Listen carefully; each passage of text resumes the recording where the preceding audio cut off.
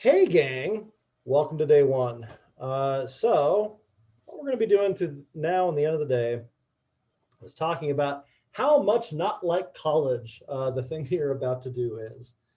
Um, we're going to talk about just some general code school stuff.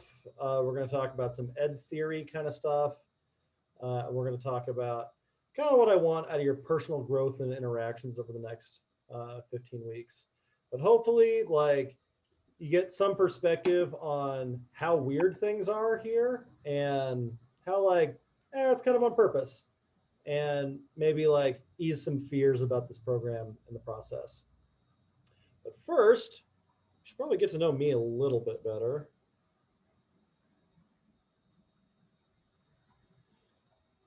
So, hi, I'm Kyle. I'm an educator, I'm a business dork, and I'm a software engineer. So, if we work this backwards, so here I am now. This is me waving at you. So I am a lead instructor here at Flatiron. Before that, I was at a company called Health Scholars. It's a medical education platform where we do VR training for doctors and nurses. The stuff that I did is not nearly as cool as that. I worked on their web apps, but I was a technical lead for them.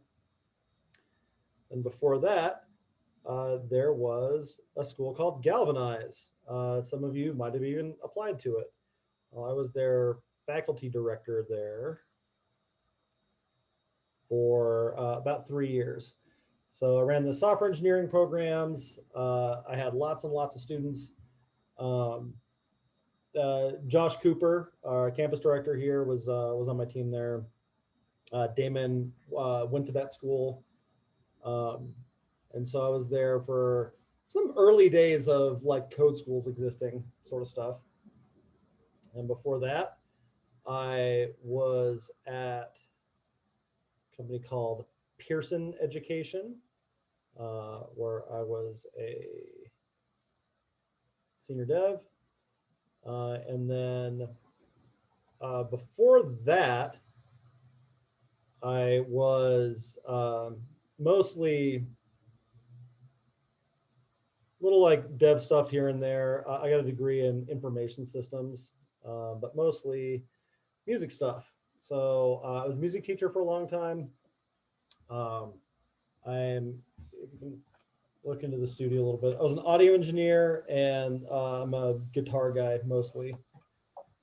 And I worked for KRK, which I mentioned this morning. I also worked for Personas and Ultimate Support and Mogami and MXL. And I don't know, there's probably about a dozen companies, and I was their marketing rep for Rocky Mountains region. So I would help Guitar Center folks learn about the gear and then hear about why they weren't selling it and that sort of stuff. I have 4 degrees, which I would recommend nobody do. Political science, audio engineering, information systems, and then right around, let's see, here, I got a master's in engineering management.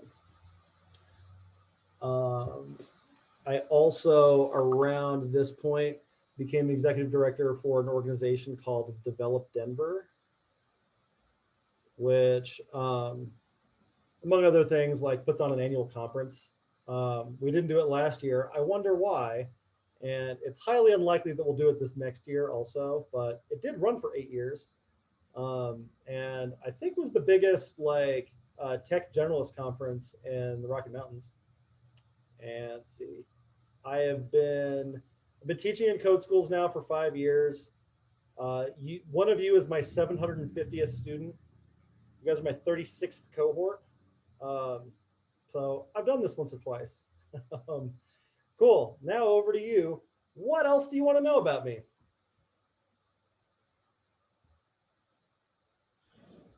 What made you go from working in the industry to teaching? I've always been an educator. In fact, let me see if I can. I came across this awesome picture the other day. Um, it was from a pamphlet. Yeah, here it is.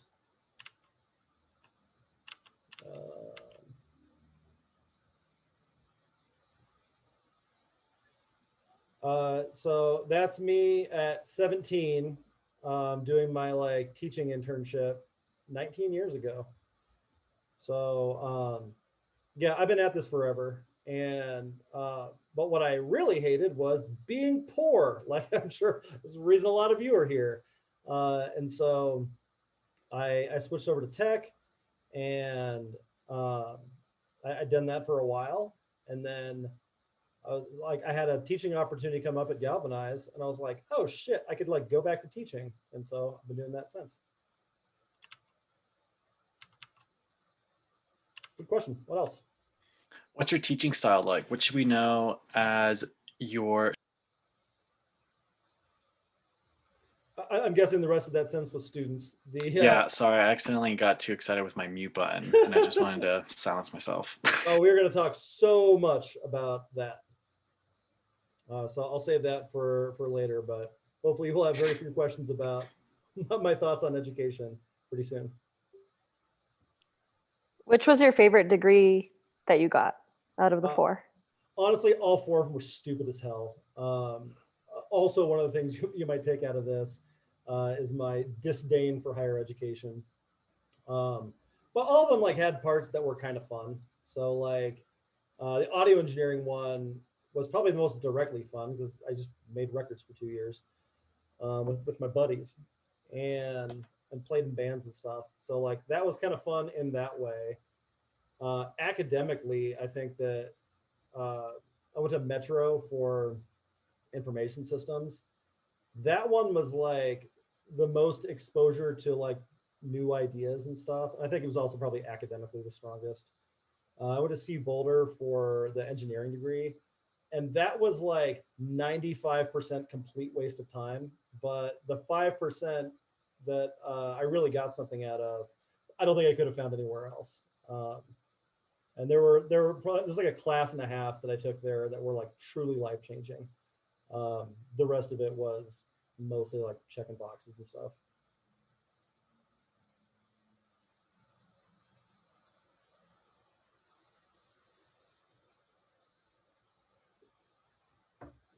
What else?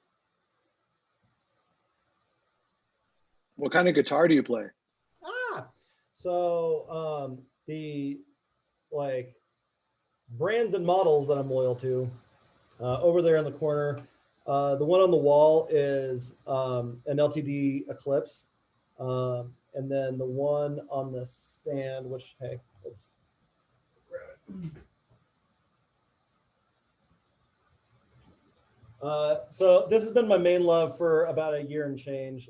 I've been mostly like a rock and roll guitar guy my whole career, but I started out with jazz, and I've been like a jazz diehard for the last year or so, for kind of like the dumbest reason. Like I don't know, it works. But I was talking to my therapist, and I was like, no, man, like I like stuff that is in the moment and improvisational, like jazz. I don't know why I don't like jazz more. I should like jazz more. And so then I just try to force myself to like jazz for like 6 months, and now I'm obsessed with it. So it can work, but I wanted to have music that was aligned with my values, which is the kind of silly part. Not really. I'm not mad about You ever it. listen to Sun Ra? Yeah, and the orchestra? Yeah, that's some cool stuff. Hell yeah, man. You guys will also probably get a pretty decent dose of my musical taste, the songs we play during our stand-ups and stand-downs. But lots of ska music, like plenty of jazz, math rock, if anybody's into math rock, 90s alternative stuff, trip hop, bossa nova. That's kind of, yeah, that's kind of my range. What's math rock? What isn't math rock? Math rock is weird time signatures and really angular. It'd be better to just play you an example, and you'll get plenty of it in this program. Nobody leaves this program not knowing what math rock is. So is that kind of like Meshuggah, like a little bit? More on the not necessarily. Well, it's different direction from metal. Okay, yeah. So think like Don Caballero minus the Bear is probably the most successful band to exit the genre. It's an offshoot of hardcore music that just has goofy time signatures and kind of a very distinct sound to it.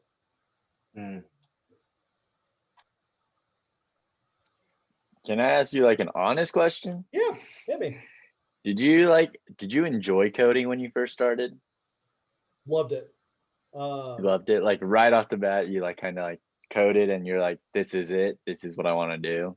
Yes, but a big part of that is how I like, I guess my general approach to it. And I don't know that I would have liked it quite as much had I not sort of lucked into exactly the right team at Pearson.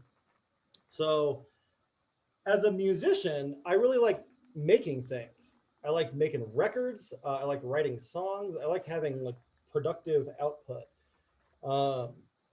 And with software, I remember going into it thinking, oh, I'm never going to fit in here because I'm not a math person and I can't fit in with a suit and tie cubicle job.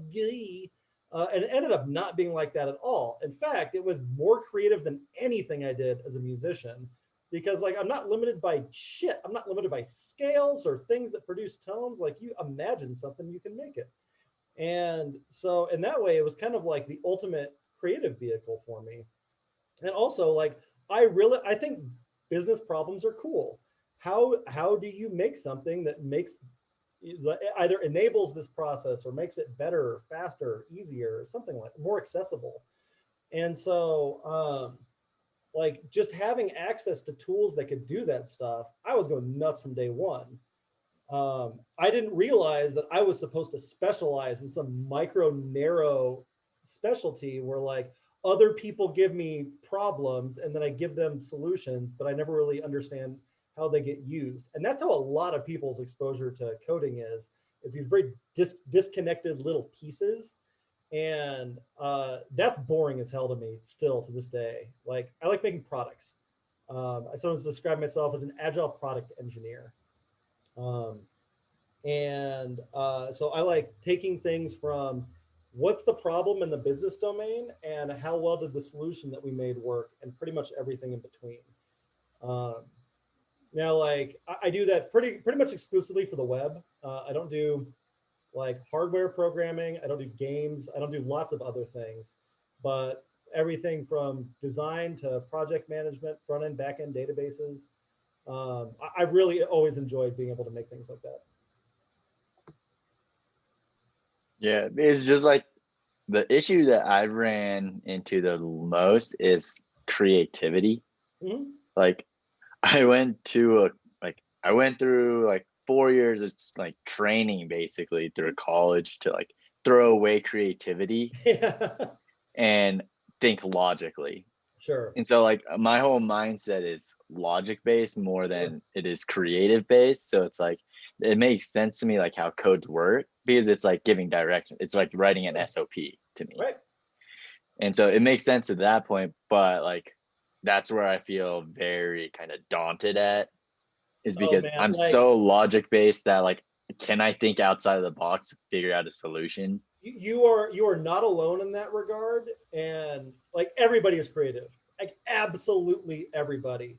Like talk to 4 or 5, 6-year-olds sometimes. They think of the weirdest, wildest shit, every single one of them. It gets trained out of you. And it wasn't just in college, like through your whole academic career, like you got trained to be a rules follower and to like do the things that you're told to do. And so most people, I think, come into a program like this with that deficit. And this might be just the program to kind of awaken some of that creativity back in all of you. So it's not a thing to be afraid of, it's a thing to be excited about, because I think you're about to find out how creative you've always been. Cool. One more and then let's get chatting. Is there a type of music you think works best with coding or has a synergistic effect on To like listen to? Yeah. If anything. like the best answer honestly is nothing. Like I don't listen to music and code. Now, like from a research-based standpoint, absolutely nothing with lyrics. And we'll talk about like brain channels in a sec, but you have one language channel in your brain, and you can't hear words and not listen to them, and you're occupying that channel if anything you're listening to has words in it. Past that, like if it's stuff that's just kind of like mood creating, like it probably doesn't hurt all that much, but I'll level with you. I love listening to music, not when I'm coding. Coding. Okay. Thanks. Plenty of people have been successful doing it though, but not me. Okay, so let's dig in.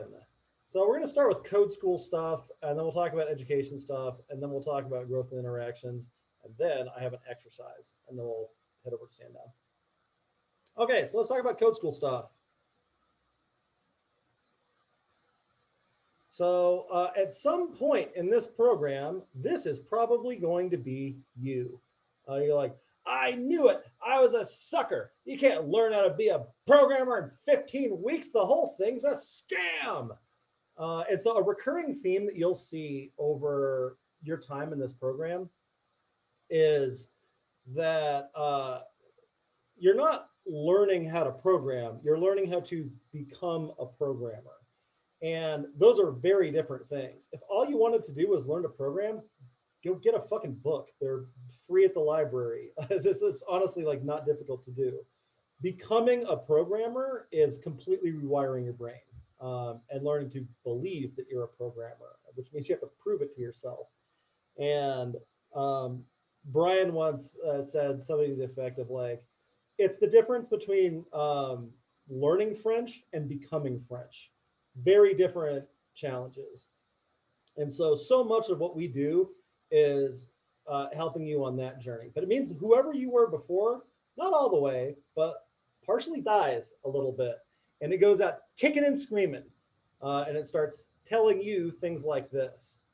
And we'll talk about the basin somewhere on this diagram. But it's totally normal part of this process. And if you keep going forward, you climb out of it. Happens every time. You can't avoid it, but if you keep going, you will come out the other side. So we do things way differently here than a lot of other places, but we do eat. So your time in this program, you didn't like, I don't know, rent instructors or something like that. So like we want to set you up for success. We want to help you out as much as possible. But by and large, 12 to 1 and nights and weekends, like you're not really owed a response by someone from the instructional team.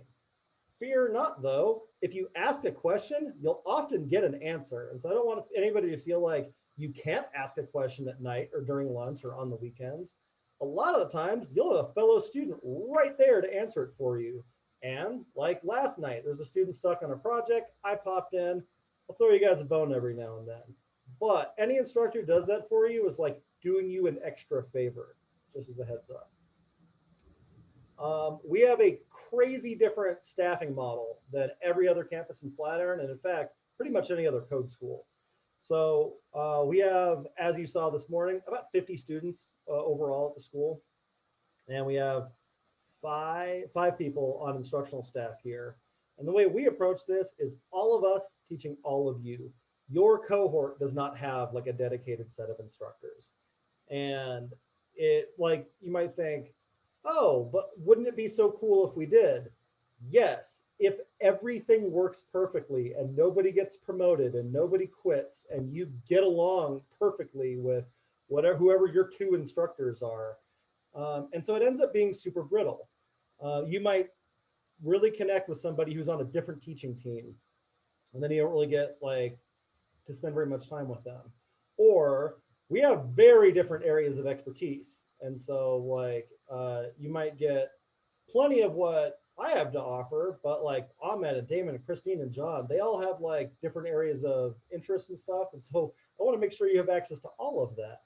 Also, it helps all of us have more productive conversations about where all y'all are at.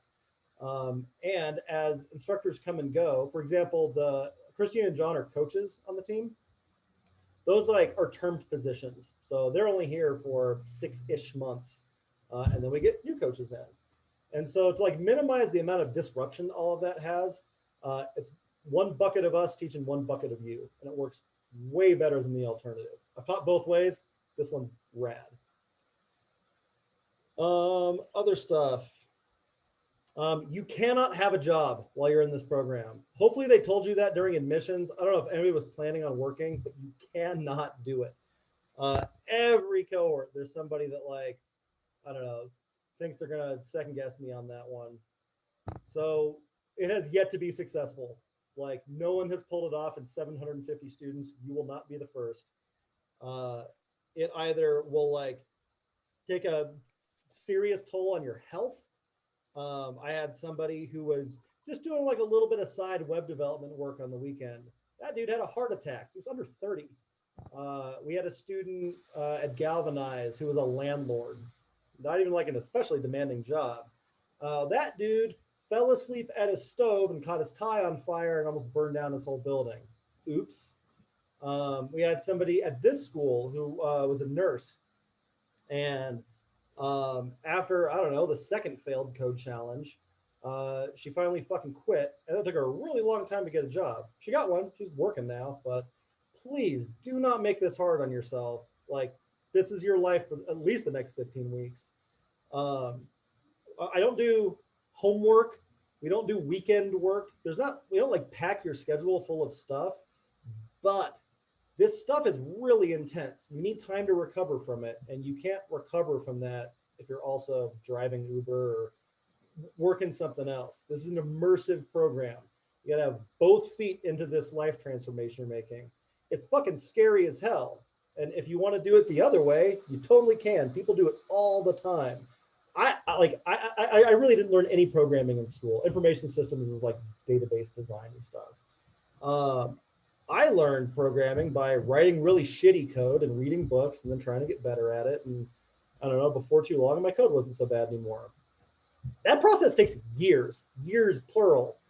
And so if you want to do that, you don't have to put shit to make that happen, but you're gonna have to make it out the other side of that.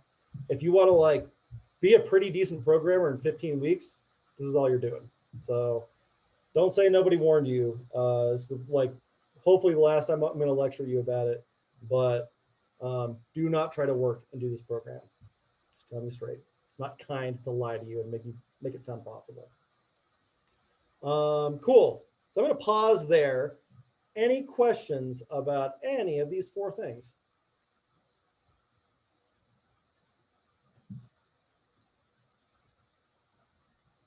Do you have any advice to get over the whole, this probably is a lie, or this boot camp sucks? Is there any way to just kind of jump over, not process it and then move on and still be motivated and wanting to work? Absolutely. So one thing is recognizing this as a curve, and it starts like this. You're right here, right now, and it's going to get awesome. Like first 3 weeks, the parts of it will be hard, but it'll be really cool and really cool. Oh my God, look at these things we're making. And then it's going to get to be a lot. And, oh no, I'm miserable. And that's where this self-talk starts happening. And then if you keep going, it gets better. So just knowing that this is a process that thousands of people have gone through before you, and that like you're at a place on a graph, like that helps. Also, people will say that like this is also the shape of their weeks.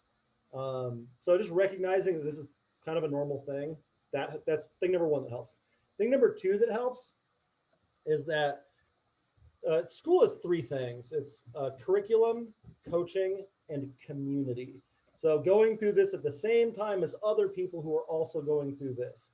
You guys talk to each other about how you're feeling. You're all going to hit these points at like different times. And so if you're there for each other, it makes it a hell of a lot easier. And also just talking to people who've come out the other side of this. we have pretty involved alums. And so, and they want to talk to you. They have been down here and other people talk to them and they want to pay that forward, you know? So, part of like the thing that's going to happen when you get the negative self-talk is you're going to want to disengage. That's the thing that you have to fight. If you stay engaged with that by using your community, like, I think that that's really what's going to get you through the end. When people are at graduation and like crying and hugging and whatever else, that's what they talk about. It wasn't the badass curriculum or any of that sort of shit. It's each other. And so you guys have an opportunity to be that for each other. So that that dip that you're showing, like, what is it? Is that just saying like this is really difficult stuff we're learning? Yes. Right. Okay. Because when you said like they lied, it makes me think like, or like this sucks. It makes me think like, wait, we're not learning what we thought we were going to be learning. No, you will be full stack web developers by the end of this, and we've got a bunch of recorded capstones to prove that you will be able to do that. The lie is like, they said I'd be employable in 15. I'm not employable. I can't do shit. I don't know anything. That's the thing that you start telling yourself. So one of the biggest concerns I had was with like doing the pre-work. And I mean, I understood the whole concept of, yeah, we want you to like give you the basics, then go Google it and kind of like struggle fuck through it. Yeah. And ask questions if you need it. Yep. Is that kind of like basically the format of this entire 15-week program? I mean, you guys said it a little bit different, like in the beginning when you guys introduced it, where there's a lot more coaching involved. There's technical coaches involved. If we ask questions, then you will help. But the biggest thing that I found very daunting and kind of disengaging was the idea, like, I get stuck on a problem for like multiple hours, go Google it, and then still wouldn't get like the correct answer. And then I just stopped doing the lab for like a day, and then I come visit it again. Cool. So parts of that are what we're gonna do, but like let's reset some expectations about what an appropriate loop on that is like. And let me tell you the reason why we can't just give you lectures all day and have that work. It's a thing called transmissionism.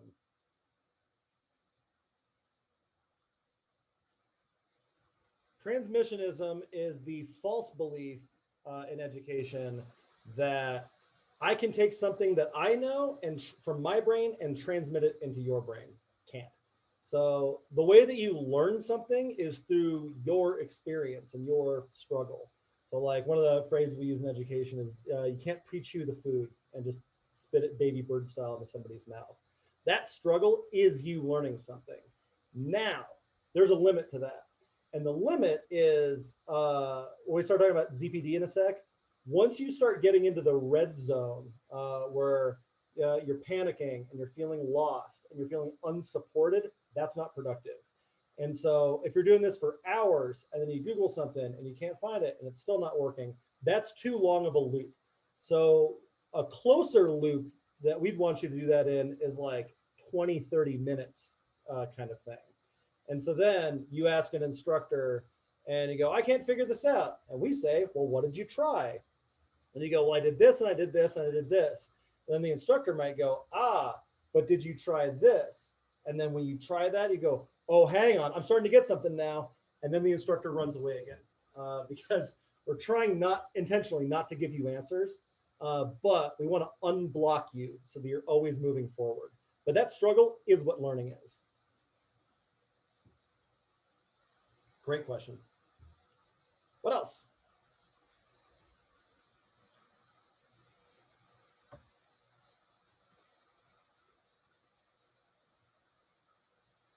All right, onward. I have a question. Yeah. I think I am still a bit confused, and maybe you'll go into this here in a little bit too. But what does the whole like requesting lessons look like? I guess it's probably more abstract, and then probably in the next couple of days I'll get a better understanding of it. But is that like just in the morning? I'm like, man, I could really go for, I'm really itching to learn JavaScript or, whatever. And I just ask in our daily stand-up, or I guess, what does that look like? You are correct. This is a thing that's very difficult to explain. You sort of have to experience it. But yeah, it's what are you struggling with? What are you interested in? What sounds cool? And so these are like the schedules that we come out with. And what's kind of neat about this is a lot of this stuff isn't even part of the Flatiron curriculum. Like Docker certainly isn't. No other campus does live coding sessions. Redux is, React Auth kind of isn't, Bootstrap is not, REST Client kind of is, and then we do these study halls. But every single one of those, somebody just asked for. Whoa, okay. So this one, learning Vim is certainly not part of the program, but that's what I used to code, and somebody was interested in it. So the two of us did a lesson on Vim. And so yeah, all that stuff is just asked for in the morning. The staff gets together, we put together a schedule for it. How does that compare to, I guess the way I'm looking at it right now is kind of like when you go to a conference and you see like breakout sessions that you're like, oh, that sounds really cool. Like I want to attend that. Is that what I should be thinking of? Yeah. Or, okay. I'd say it's pretty accurate. You have a ton of control over your day. Cool. You need to be at stand up, you need to be at stand down, and every once in a while we'll have a couple of other things you need to go to. Like at the beginning of a mod, tomorrow morning, we're gonna have to talk about the module, and we'll have to do the code setup, the computer setup stuff that we didn't get to this morning. Every once in a while we'll have like a pairing activity that you have to be at. But like 9 times out of 10, between 9 and 5, like make good use of your time. And if you don't know how to make good use of your time, like we can aim you in the right direction, but it is a complete fucking waste of time to give one schedule to all 22 of you and expect that that's going to be the best use of time for all 22 people. It's just not. It's going to be too slow or too irrelevant or too fast or something for at least half of you. And so like, I don't want anybody to waste their time when they're here. And so we try to provide you a healthy menu of activities, of stuff to unblock you, to give you new struggles, to like all of that kind of stuff. And it'll also be probably a little bit more directed at the beginning than it is at the end. But even starting as soon as like later this week, early next week, you're going to have a ton of control over your day. Interesting. Okay, I will trust the process then. So that's the right attitude. Basically, everybody hates this the first week. We do surveys every day. Almost every like first or second or third day survey is like, yeah, I understand you're trying to be like loosey and accommodating and stuff, but I just would really benefit from a lot more structure. I've heard that about 750 times. By about mid-week 3, you'll never be able to do an educational program any other way.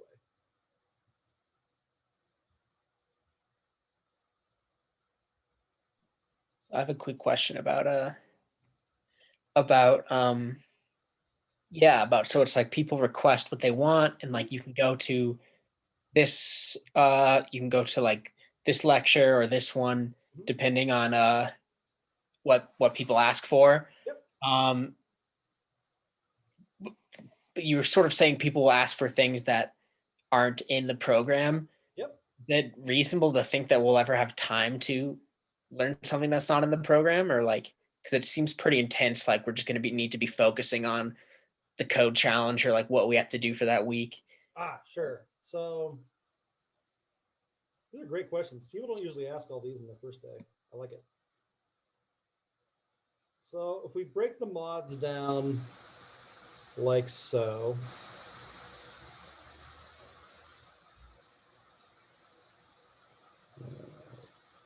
five,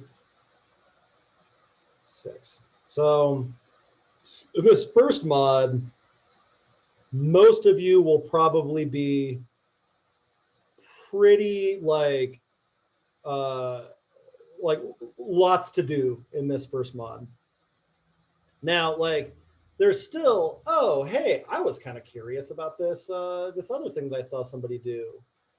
You'll get that every now and then, but yeah, like probably not a ton of like going too far off the farm. Second mod is the hardest mod of the whole run. Like 2 is just very difficult. There's a ton in that, but you really start to see, and really even like the last half or so of 1, you'll start to see the benefit of this, because if you need another go round on something that not everybody else needs, we're not wasting 22 people's time. Like I would love to teach a lesson for 5 people who are struggling on the same thing. And if we have to do it 2, 3, 4 days in a row, badass, let's do that. Mod 2, there's also probably not a ton of like getting too far off the farm, because mod 2 is our mile wide, inch deep mod. We do so much new stuff in this mod, and we don't do it to almost any depth. And then in mod 3 is where we're taking those same ideas and we're developing the depth in them. And this is usually around the time that to develop that depth, that's when people like experimenting. Sometimes it's easier to understand some cool thing in JavaScript we're doing here when you also are doing the same thing in Python or PHP or whatever. And a similar thing in mod 4, when we're going an inch wide and a mile deep on something, like once that creativity gets awakened in you, like you don't have to do the labs. You don't have to go. I don't care if you do another lab or go do another lesson for the rest of the program. Like I think you should. I think you'll get something out of them. But if the thing that's really going to keep you engaged with something is playing around with some asynchronous whatever in Scala, like God bless, we're going to try to help. And I think that that's where, like around mod 3 is where a lot of people start getting their creativity awakened. And that will inspire you to want to just try some different stuff. And then in mod 5, so mod 5 is capstones. One of the requirements for capstones is you have to use some technology that we didn't teach in the program. And so like we may or may not be able to help you with whatever technology you pick, but we can try. And so there's at least some lesson requests that come in there too. And then mod 6 is after graduation.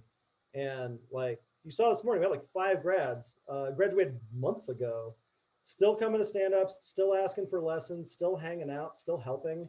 And like we're actively trying to foster that. Like you're not abandoned once you're on your job search.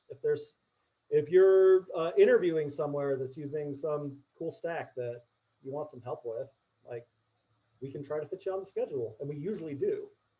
So I don't know, hopefully that answers the question a little bit. Yeah, definitely. Thank you. Cool. Other questions?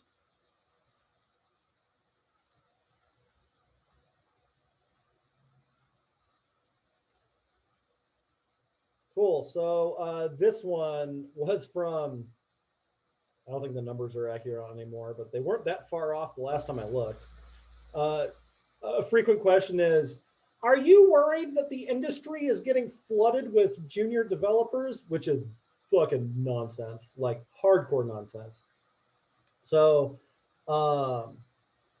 like when I first drew this, I'd had about 600 grads, and I had taught about half of all software engineering bootcamp students in Colorado. So that would be 1,200 students over about 5 years. So about like 600 a year, sorry, what would that be? 60? No. Fuck, what would that be? Oh, why I'm having a hard time doing that. 240. That's 240 grads a year coming out of Colorado. That isn't flooding shit. There's something like 50,000 new tech jobs being added to Colorado every year. This is not making a dent on anything. Now, one of the reasons that people perceive this as the case is that boot camp grads, by and large, especially in Colorado, are very competitive in the market. And so you go up against people that have been in the industry 3, 4, 5 years. And oftentimes you win. And so that creates the perception that like, they're just everywhere. And it's really that like you skip a lot of the bullshit that computer science grads go through with, I was an intern somewhere for free, and then I was a tester somewhere, and then after 3 years, they let me write some code. And like you get to end run around that entire process. Like it's pretty rare that like self-taught people or fresh university grads get cool jobs at startups. It happens to code school grads all the time. Now, that said, like those are more competitive kinds of jobs.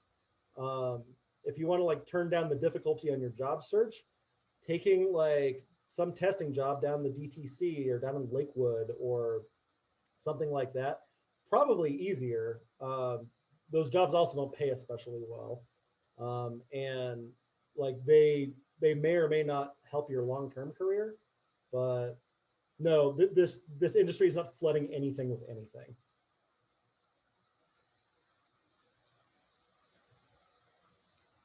Let's see. This one, there's more code school stuff I had to talk about. Nope, apparently not. Any other questions about code school stuff?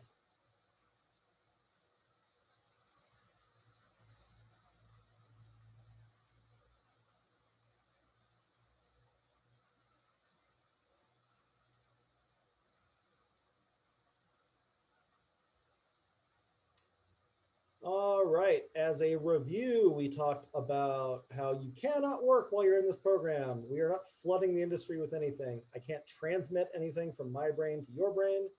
All the instructors here teach all the students, and we like it that way. You will feel very down in the dumps at some point. Maybe every Wednesday for the next 15 weeks, but more likely than not, it'll start out pretty good. It'll get kind of rough, and then if you keep going, it's going to get better. Instructors not available nights and weekends or lunches. And look out for the self-talk because that means you're making progress. Okay, so I'm gonna have you guys do an exercise with this one in a little bit, but let's take a quick break. I want everybody back here at 3:33, 5 minutes. Cheers.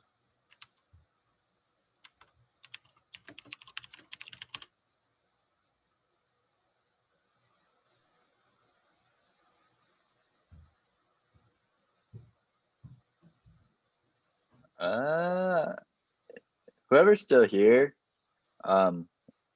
So before this program, I was pretty set back. I had some stuff going on in my own personal life and was kind of set back and kind of rushed through the boot camp to get everything ready. But a few of us set up a kind of like a Slack channel, and I kind of like to do that with our own cohort, like our Denver cohort.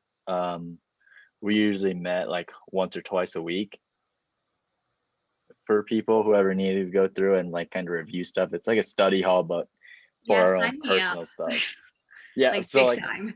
yeah, because like because like me and Lewis knew each other really well before this because we basically went through all the labs together.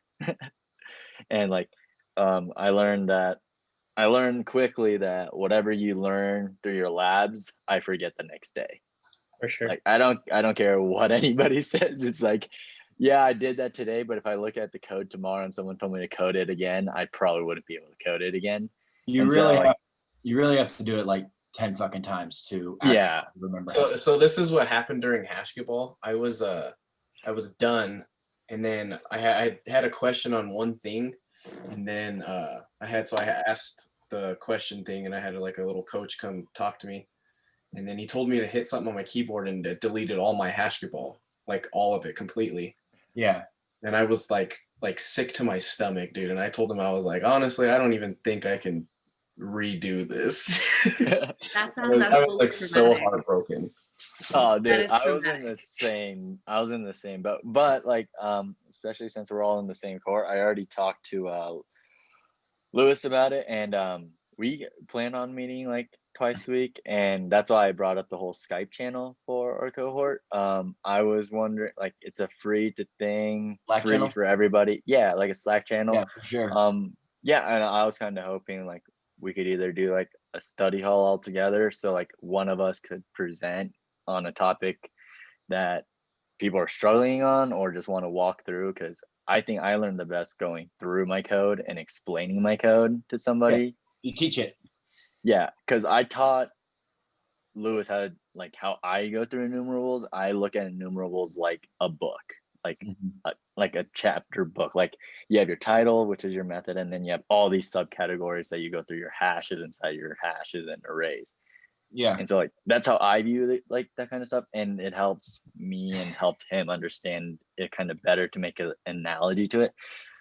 So whoever is interested in that, like I'd love to do that and share ideas. Yeah, give you So a heads up, Cho, for what you're planning to do. By tomorrow, usually tomorrow, we actually get a Zoom room and we paste it at the top of you guys' Slack channel. And it's basically a room that stays open for like I think it's like 2 months or so, that you all can just jump in and out anytime. And some of the other cohorts, they use that for exactly what you're talking about. They'll jump in the morning or anytime throughout the day, and they just review code and stuff together. Yeah. Yeah, I think that's a really good idea, especially because like everybody's going to think about things differently. So like, for instance, I did basketball in like an hour and a half, but I spent like probably 3 hours on like the Pigeon Lab and the a couple of the other ones that I was like, isn't this supposed to be easier? Isn't this supposed to be easier to get through? But I was like, but the basketball was just like, yeah, no, this makes sense. It's nested and nested and nested, and then you just pull it out of the nest. yeah, I did a Pigeon Lab like you said. I struggled through the Pigeon Lab, and then I got the hash ball and I finished hash ball really easily. Yeah. I was like, why did I do the Pigeon Lab and do the exact same thing but with basketball players? Yeah. Yeah. But it all makes sense, but everybody works differently and thinks differently, and that's where like I think I learned the best. So like, yeah, like Damon was saying, like that will be available to us, and I think we should utilize as much of the kind of things that they give us and offer us as much as we can, especially because I learn in person better. But For this sure. damn COVID thing, like I'm like a whiteboard kind of person. I like to like draw out things on a whiteboard, but we can't do that anymore. So Can't do that anymore. Then what on earth have I been doing this whole time? yeah, but you're so artistic with it. Like if I did that, it looks like a kindergartner using their left hand who's right-handed drawing on stuff. Oh, dude, that's me almost my whole life. And then I started whiteboarding on this fucking Wacom tablet all the time, and I read it. All right, so back in action. Let's talk about some ed stuff a little bit. So there was a question earlier about like my approach to education, teaching, and what have you. So broadly, my philosophy of education is summarized as humanism. I dabble in pretty much all three major schools, the other ones being constructivism, and the other one, third one being behaviorism. I think there's like awesome takeaways from both of those, but fundamentally, your boy Kyle is a humanist educator. So this was largely driven by the works of Maria Montessori. So if you went to a Montessori preschool or something like that, that is like humanist education in a nutshell. There's also a psychologist named Carl Rogers that I'm super into. But core idea in humanism is that it is our like natural state to learn things. It's not a thing that we need to artificially create in any way. If you are compelled to solve a problem or engage in an activity, you can't help but learn from it. All that can happen is that somebody can strip the meaning away from you or impede your progress on that. And so it's one of the reasons that we do so much self-directed stuff here. It's your learning process. We are here to enable your learning. I'm not transmitting things from my brain to your brain. And so a lot of this will probably seem like Montessori education. It is. And like they've done tons of studies on, well, not tons, they've done a handful of studies on applying Montessori methods to adults. And shocker, it works super fucking well. I don't know why, like, it's very difficult to find formal Montessori education after like elementary school. But you'll see plenty pinched from that. It's also values authentic relationships between instructors and students. So you'll also see plenty of that. There's no Professor Coberly, any of that shit here. If you've heard the phrase like guide on the side, not sage on the stage, that's also a very humanist idea. That we're here to like be real with you and help you get where you want to go, not to talk, you know. Cool. Some other core education things that we have. So you have employer expectations. This is the thing that makes you employable is, I can do these following things that an employer values. We try to encapsulate those in things called standards. And then we try to represent a standard with an assessment, and we try to support an assessment with content. So for example,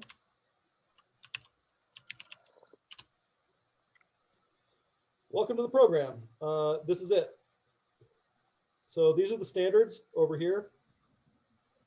And it is our belief that if you can do all of these things, this is mod 1, this is mod 2, this is mod 3, this is mod 4. If you can do all of those standards, we think you're an employable software engineer. And so that is based on our research with the employers. That is us capturing that in like education language. So something like demonstrate basic programming proficiency in Ruby. All right, sounds good, Kyle, but how do I know whether or not I can do that? Well, that's where the assessment comes in. It is our belief that if you can confidently do this assessment, then we think that you are, that you have successfully demonstrated mastery of this standard. So that is directly tied to that. And then, all right, well, how do I figure out how to pass that assessment? That's where the content comes in. And so we've got lots of labs over here. We have the lessons that we do. We have projects. We have all kinds of things that support your ability to pass these. Now, here's where this gets like slightly non-traditional. The reason this is on a rope is that if we missed something between the employer expectation and the standard, kind of doesn't matter that it has a great assessment or that you're very well prepared for it. If the assessment doesn't adequately reflect the standard, well, it doesn't matter that it had really good content that supports it. And so like, I think of this as a rope because if you cut it, everything below it sort of falls off a little bit. The way this is traditionally done in education is we figure out a bunch of content that we want to teach you. We're an assessment to figure out whether you did or not.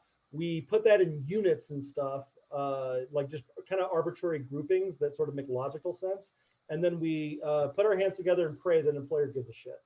And by and large, that doesn't work very well. And so there are definitely places that have much more polished content that we do that prepares you for exactly the wrong thing. So our content, we're loosey-goosey about. We plan all of our lessons the day of. That's why you can request lessons in the morning. If something doesn't work, we try to find something else. If a lesson didn't hit with you, we can do another one. We're trying to prepare you for these assessments, which demonstrate mastery of standards. This is what an employer cares about. So that's why you see so much fluctuation in the content, substantially less fluctuation on the things above it in the chain. If you would like to see all of that content, and I'm sure you do, I'm going to post the link in chat now. If for whatever reason you lose it, it's not a secret. This is probably where you spend a lot of your time for the rest of the program.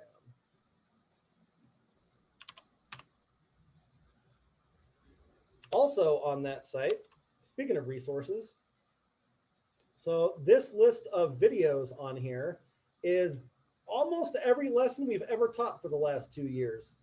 So if you miss something, if there's something you just want to dabble in a little bit, not sure you want a full lesson on it, cool. There's literally like 1,000 of these. And we recently redid the search so that it should be a lot faster. But if you want to learn about sockets, hey, look, here's all the lessons we've done on sockets. If you want to learn more about Rails, weird, so many Rails lessons. So we don't hold anything back from you. If you want to look at React stuff tomorrow, it's not cut off from you. It's not a secret. Might not be the best use of your time, but all of the content and all of the assessments for everything is available to you right now. And to stem this one off, you guys don't log in. Instructors log in. I know it says login up in the corner. You guys don't need accounts for it. It's just wide open. Cool. So we've talked about humanism. We talked about the rope. Talked about that site, standards, what have you. Questions about anything we've talked about so far? I mean, it's like school is 9 to 5:36, and there are all of the lessons, and then also self-directed. When are we doing the self-directed stuff? Between 9 and 5. And that, oh, so really like the expectation is, you know, that I might do 3 actual lessons during the day, and the rest of my time I might spend doing self-directed stuff. Correct. Or none. Like I said, like I'm not going to come chase you down for lessons for the rest of the program. They are a good use of your time, but if something else is a better use of your time, like I trust you to make that decision. Now, you keep fucking up, you keep struggling, you keep whatever, the instructor's going to talk to you. We're going to help come up with a plan that may involve like, hey, maybe you should go to these lessons. And like, especially early on, like people are usually err way the other side where they just try to go to absolutely everything, which is also probably not such a good idea. And it'll take some getting used to, but you'll get used to it. Everybody does.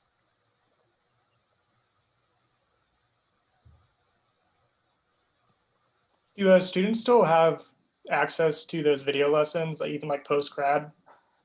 I have no intention of cutting anyone off from them. All right, cool, thanks.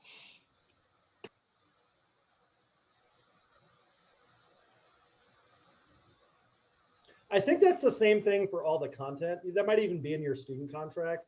That's above my pay grade, but I also believe that Flatiron is not interested in cutting you off from labs or anything at any point.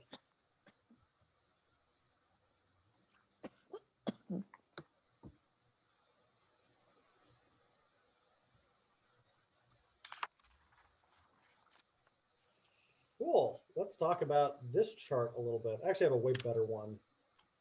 It's the same thing, but it's on my website.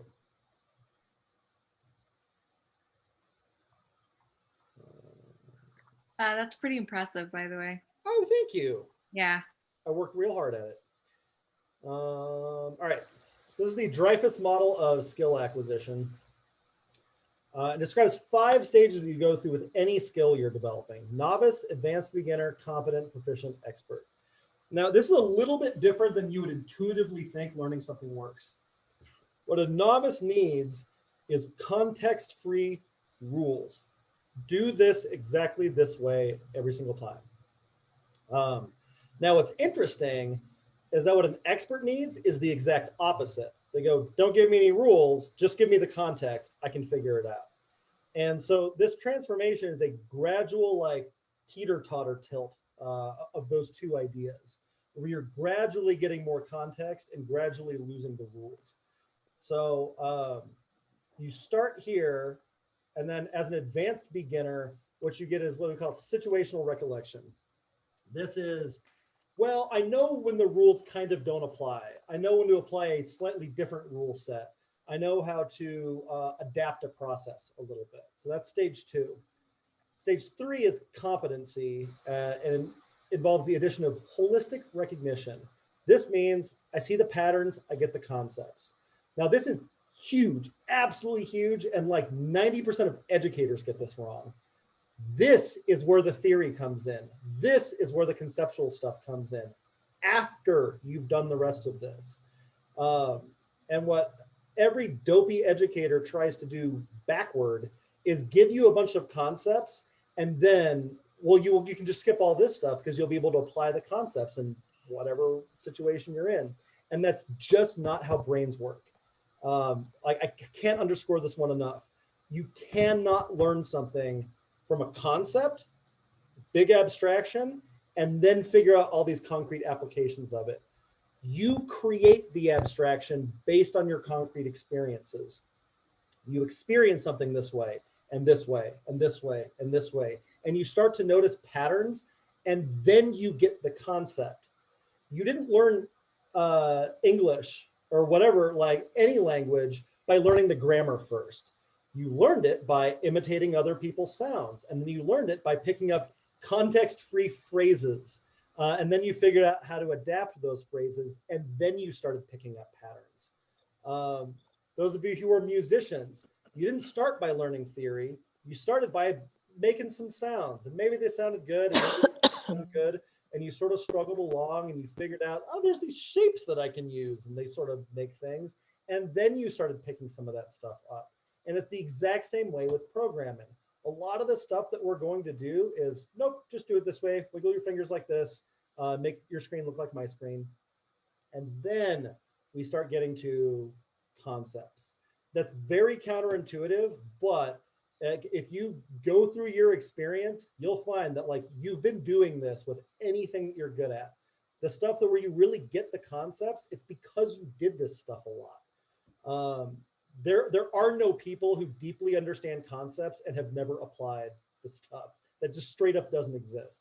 Now, there are lots of people that can't do anything but follow rules.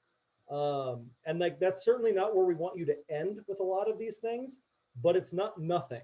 It's steps towards this. There are no people who get concepts but don't get applications. It's just not the case with anything. Cool. Questions about the Dreyfus model?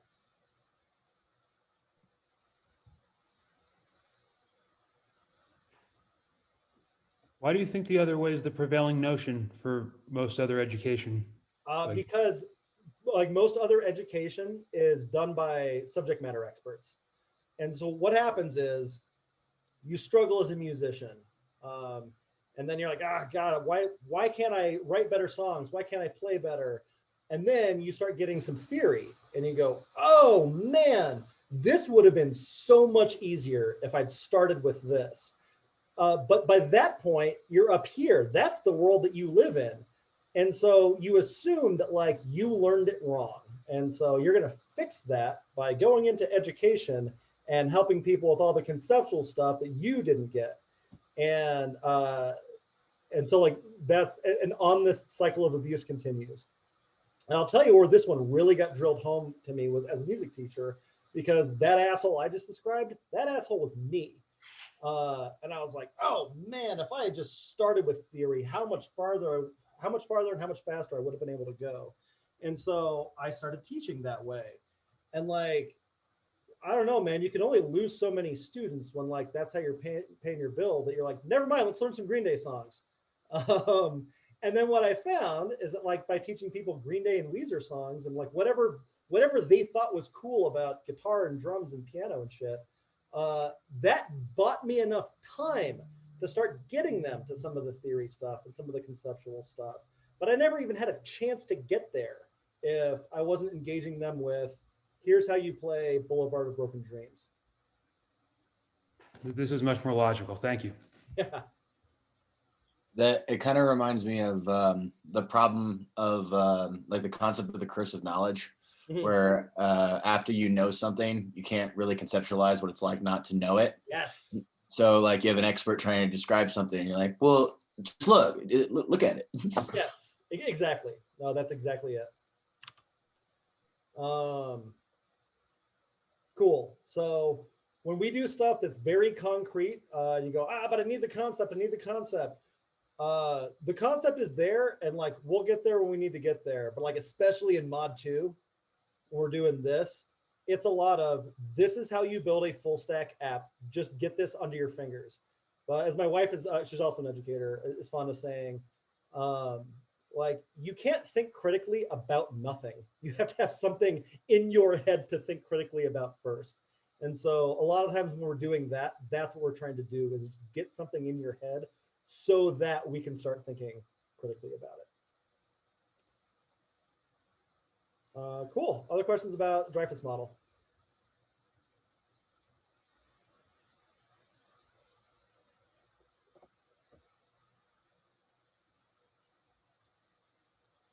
All right, onward. So here's another ed thing. Learning styles. Visual learners, auditory learners, reading and writing also starts with an R. Kinesthetic learners. Quick show of hands on the Zoom chat. Who's heard of learning styles before? Seeing lots of hands, lots and lots and lots of hands. So the bad news is learning styles are bullshit, complete fabrication. So what happened was there was a guy, a psychologist, education researcher in the, I want to say early 90s, late 80s, who hypothesized that like there's like distinctly different types of learners. And like it makes a certain amount of intuitive sense. And so he did a study and the results of it were actually pretty promising. And so the People magazine and like a lot of like pop culture stuff picked it up and ran with it. Now the other education researchers went, wait, what? Because like the mechanisms of learning, we don't actually know how a lot of this works, but we can observe like inputs and outputs, and we can measure a whole lot of other things about it. And it doesn't really match with what our mental model of how learning works is. And so they tried and they tried and they tried, and the results of this study have never been replicated. And so this is dead as a doornail, man. And if you don't believe me, are learning styles real? Nope. Stubborn myth. It's instructors versus psychologists. Learning styles as a myth. Fact or fiction? The problem with learning styles debunked. Yeah, this is a nothing thing. There are no visual learners. Everybody is every kind of learner. And so here's one of the reasons that this has persisted as long as it has, is that the main recommendation from the research was, all right, if we have all these different kinds of learners, we should teach multimodally. So whenever you're teaching, you should teach to your visual learners and your auditory learners and your reading and writing learners. Okay, well, the truth is that everybody is every kind of learner, but multimodal education is super effective. So what's the recommendation? Well, it's multimodal education. So like the end result doesn't end up being any different. And so the reason I'm telling you this is A, so you can sound cool at parties, and B, that I don't want to hear anybody talk about how they're a visual learner for the next 15 weeks. After this, you can go on believing whatever you want. But we do try to teach multimodally, and that's funny. Oh, there's actually one study that's kind of interesting. People who had a strong identity with a particular learning style generally did the worst at actual knowledge encoding and retention on whatever that style was. And the reason why is this thing. This is the zone of proximal development, ZPD. So this is a really helpful mental model that you will come back to throughout the program. The idea is that you have a comfort zone. That's the green circle in the middle. That is stuff that you can do without any assistance. You can just cruise through it, no problem. The red zone is the danger zone. And in the danger zone, you can't do something no matter how much help you get. If you're getting help, somebody else is just doing it for you at that point. And in between those two things is the zone of proximal development. Very fancy word, but it's your growth zone. This is stuff that you can do with assistance. If there's somebody there to unblock you, if there's somebody there to prompt you, if you get lots of context clues, like that's what your yellow zone is. The problem is that we want to stay in the zone of proximal development because that's where growing happens. But over time, things that were in your ZPD eventually get into your comfort zone, and stuff that was in your danger zone gets into your zone of proximal development. So the like disappointing like outcome of this is that you like if you do this correctly, you will always be uncomfortable. That's what permanently learning is always feeling like you don't know what the fuck is going on. And so you're going to be very tempted to stay in the comfort zone, especially if something used to be in your danger zone and goes into your comfort zone. Eventually you go, maybe that wasn't so bad. I'll just stay here. I'm really comfortable with this one style of learning or whatever. What that really is not getting out of your comfort zone. Out of the comfort zone is the only place we learn anything. That also ends up being part of why this happens. You spend enough time in the growth zone, you go, why do I feel stupid all the fucking time? And the reason is because you're always learning. So true story. I had a student 5-ish years ago. She's graduating. She's melting down. She's like, how long does it take to not feel stupid all the time? And I said, oh, you've misunderstood this. That's not the thing that changes. The thing that changes is your comfort level with that feeling. It stops being a thing you're afraid of, stops being a thing you're ashamed of. You lay out a cot, you put up some posters on the wall, that's where you live now. I still feel dumb all the time, but like I've trained myself to not trigger a panic every time that happens or any other kind of like big emotion. It's just, God, I have no idea how this works actually. I guess I'll figure it out like I did the last 2,000 times. That's the thing you're trying to build a case for yourself for, is that you can do this stuff because every other time you were confused, you figured it out then, you're going to figure it out now. That's what always being a learner is kind of all about.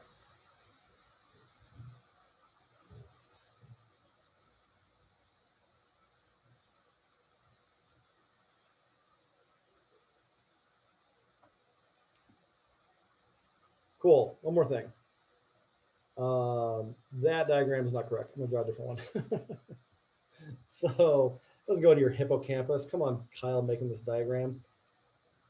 So like some light brain science. You have sensory input. This is stuff you're seeing, stuff you're hearing, stuff you're feeling. You got sensory input. And it goes to your thalamus. Your thalamus is like a pattern matching engine. So what that does is it looks through all of your cortexes and goes, do I have anything that matches this pattern? And if I do, I go, cool. I should maybe work with this some more. And so then it goes on to the hippocampus. Hippocampus is your short-term memory. And then when you sleep, if you're on like Fitbit and you have like light sleep and REM sleep and deep sleep, one of the things that's happening in light sleep is stuff migrates from your short-term memory into your cortexes. It's one of the reasons sleep is super important. Another thing that happens is there's a real short jump over here to your amygdala. And your amygdala is a lot like your thalamus, except it's responsible for matching danger patterns. Am I being attacked by a bear right now? Is my social status being threatened? Something like that. And if whatever sensory input that you have matches that, it goes to a bud called your hypothalamus. And your hypothalamus is alarms. It completely changes the physiology of your body so that you can more so that you can more effectively get the fuck away from whatever like danger that you're in. And so all kinds of things happen there. Like your fingernails stop growing. Why would you need to grow fingernails when you're running away from tigers. Some other things that happen when you're having an amygdala hijack. You are not able to encode new memories. You can't learn things. Let me flip that around. That's right.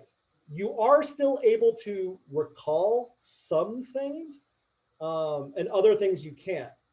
So when you get in a testing situation and you freak out, you get an amygdala hijack. And now I'm not sensing what you can recall. I'm not sensing what made its way into your cortexes. I'm getting what's left after your hypothalamus has ravaged your body. And that's not useful at all. It's one of the reasons we don't do high stakes testing at this school. And like, so long as I have a say in it, we never will. Because what that actually tests is the effect of the test on you, not like whether you can actually recall the content. And how you respond to like different testing environments, I don't care about. So we don't do those kinds of tests. Another thing that's important to note about this, and the reason I told you this story, is that when you get this amygdala hijack, is what it's called, like you can't force yourself to keep going. Like there's no more good like education that's happening while you're in this state. The good news is there are some tricks for stopping an amygdala hijack. So you've ever heard people do like, take deep breaths. That's real. 3 deep breaths will do a lot to short circuit your amygdala hijack. Oh, another important note about this, your amygdala doesn't distinguish between real danger and like psychological danger.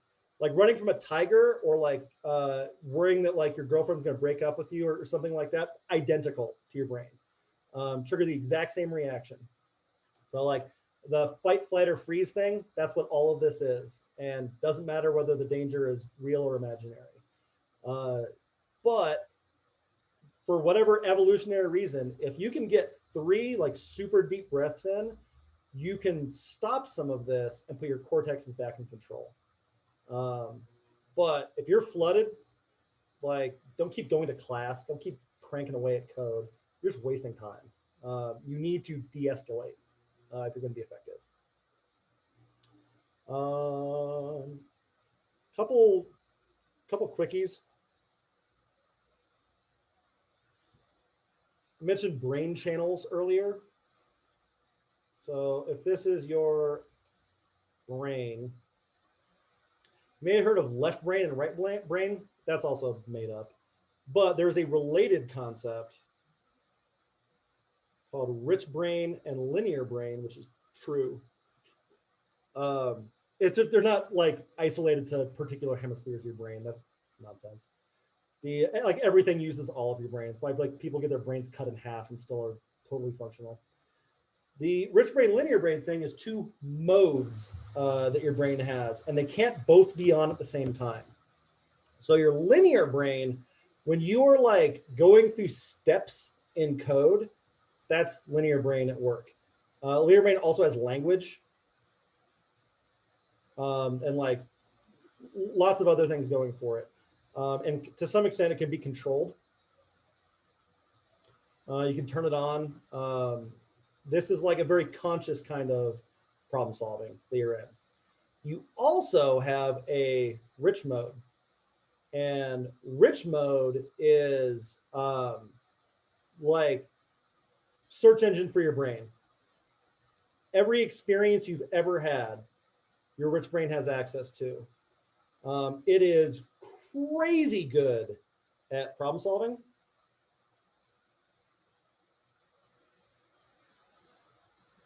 It lacks language.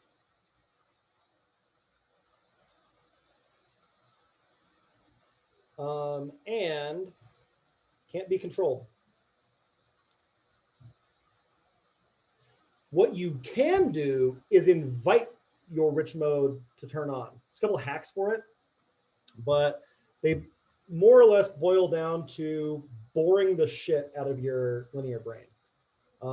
Like, I don't know, meditating, going for a walk, I really like a walking labyrinth. If you've ever done that before, it's just a pattern on the ground and you walk and follow the pattern.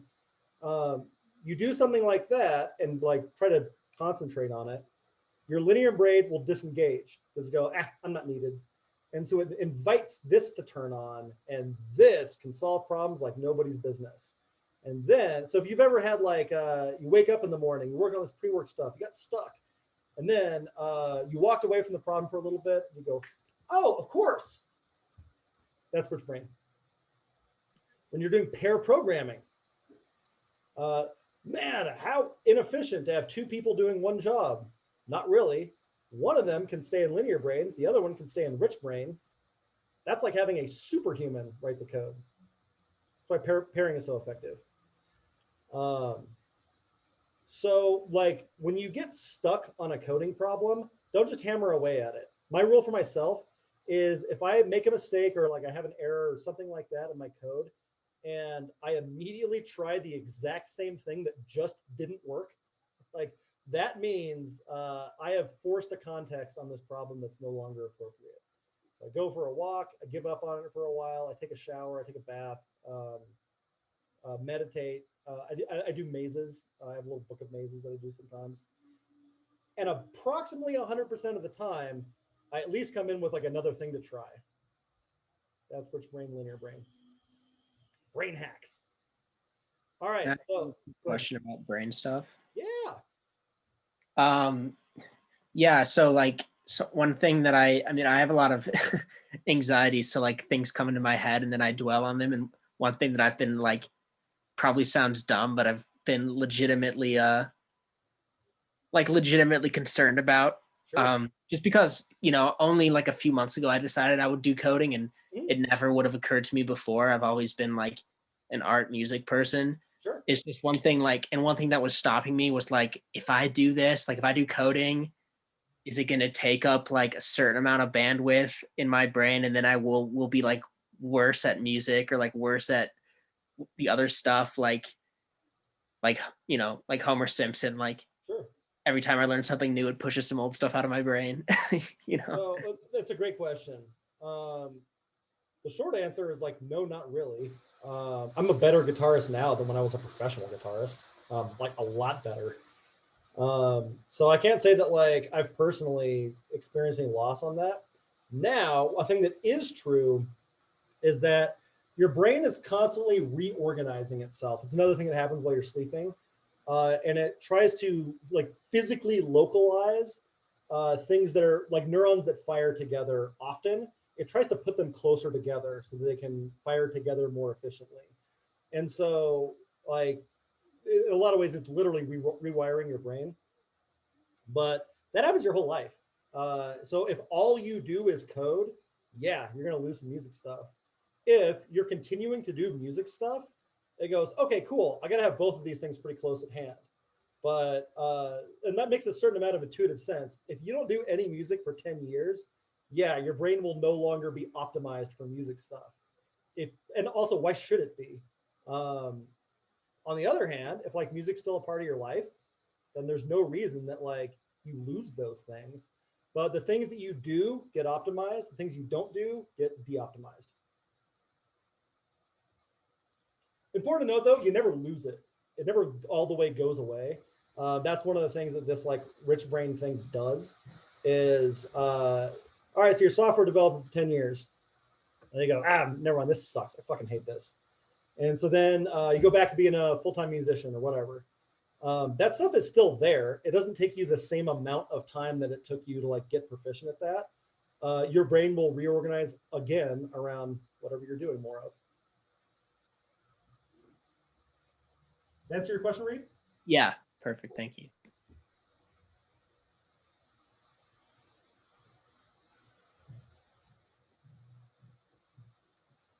All right. Any questions about any of the education stuff that we talked about?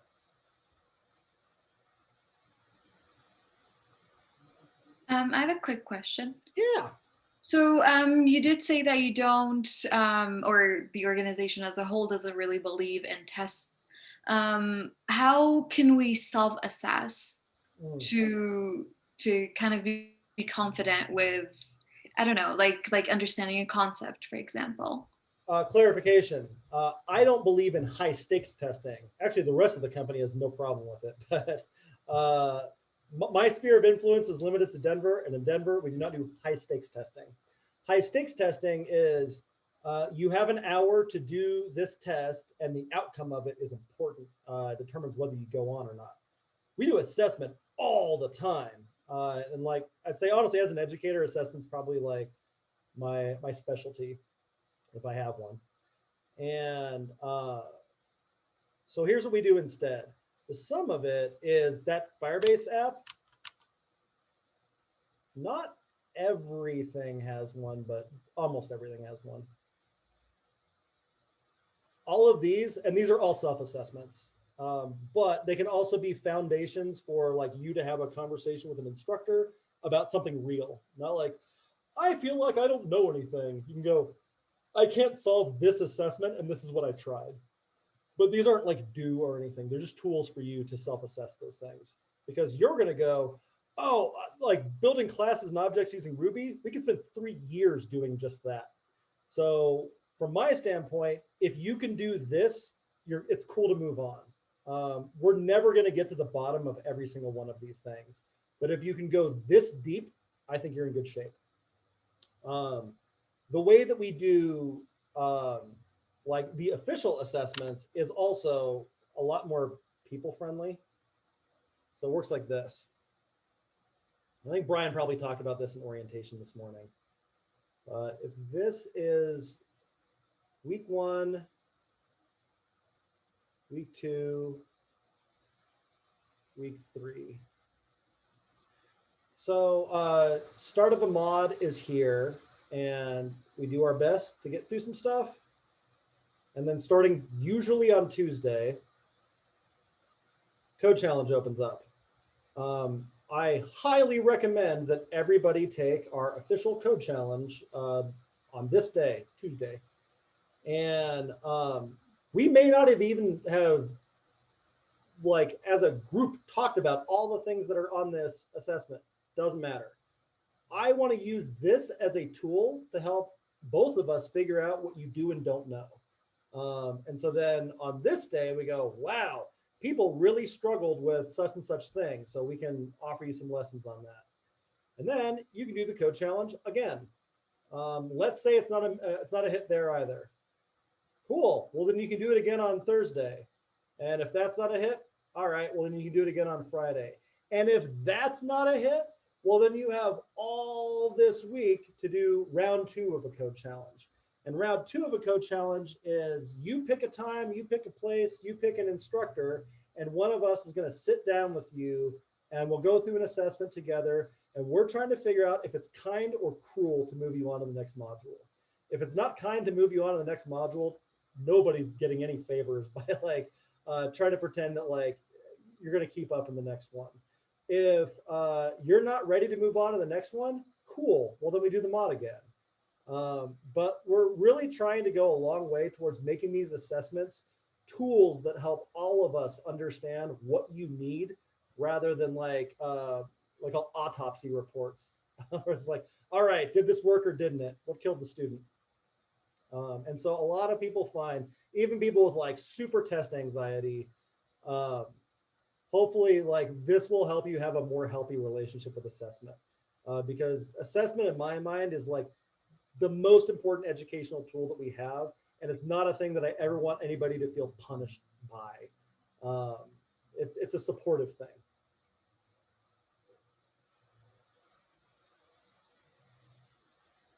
Brian may or may not have talked about it this morning too. We don't go to a ton of effort to track down cheaters. If you want to spend $15,000 and not get all the help that you paid for, like whatever, that's your damage.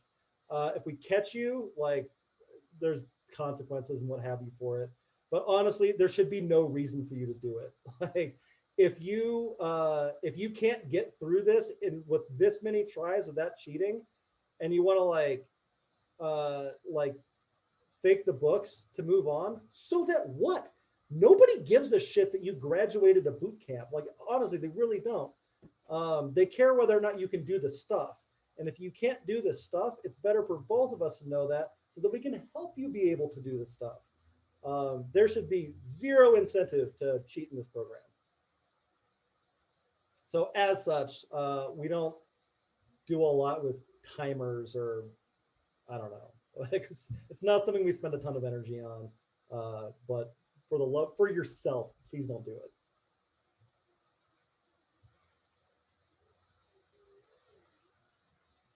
Any other questions about ed stuff?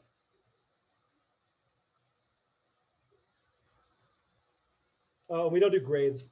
There's no B- in server-side development. You can do the things you can't. That's another like humanism, mastery-based education kind of thing.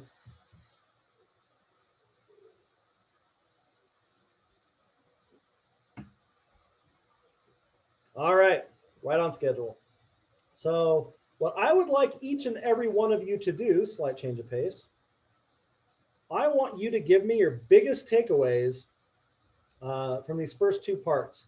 Code school stuff, education stuff. Again, we talked about coaching curriculum community. We talked about how you can't have a job. We talked about transmissionism. We talked about not flooding the industry. We talked about all the staff teaches all the students. We talked about negative self-talk. We talked about the basin. We talked about standards and how that rope works. Talked a little about humanism, zone of proximal development. Talked about learning styles are made up. Talked about some light brain science. This one, not this one. We talked about 2 modes for your brain. So whatever impacted you the most, I want you to write about it, and you're going to Slack me that message. Don't put it in your like cohort channel, just over to me as a direct message on Slack. And I want you to take 6 minutes on this one. Did you say 2 things about it? As many as you want. Which Okay. things about this stuck out to you the most? 6 minutes. Go.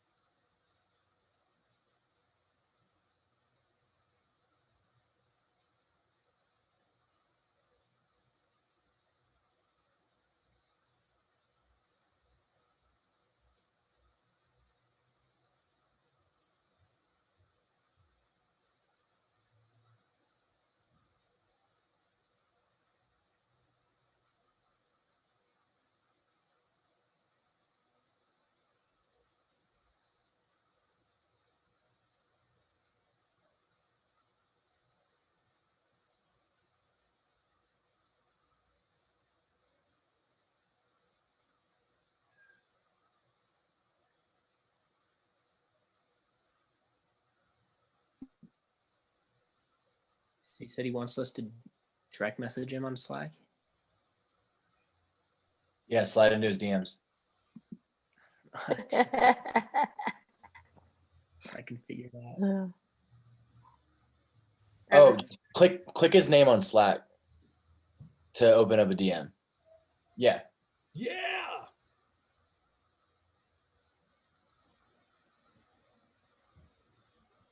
Kyle, we are about to slide. You just watch out.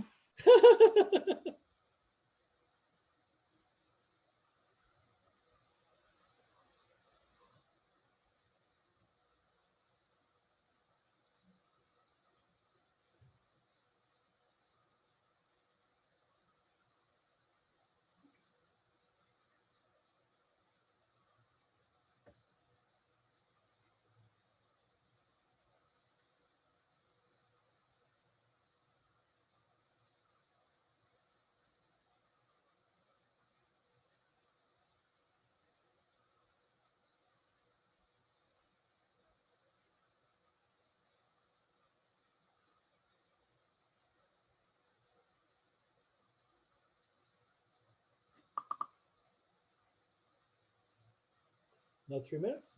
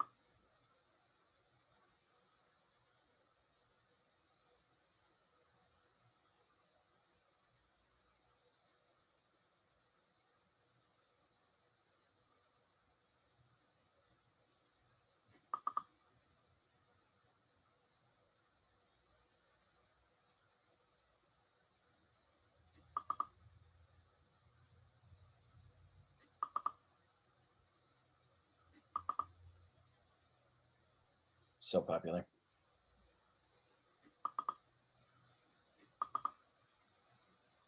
Another minute.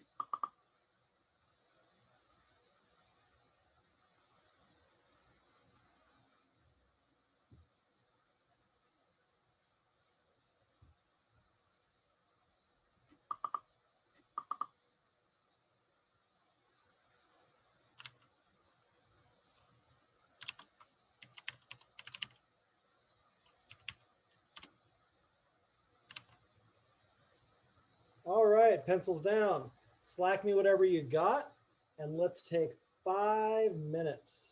Let's see, 4:30. I want to see everybody back at 4:30, and we'll wrap this up a little bit.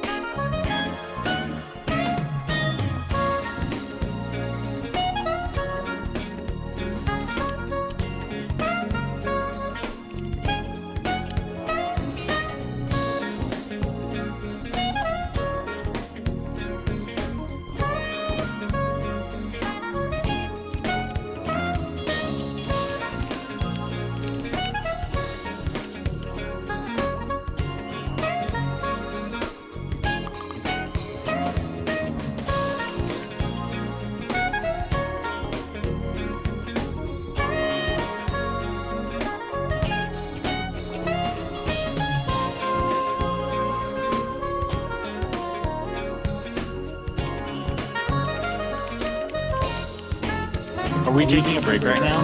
Yep. What time do we need to be back?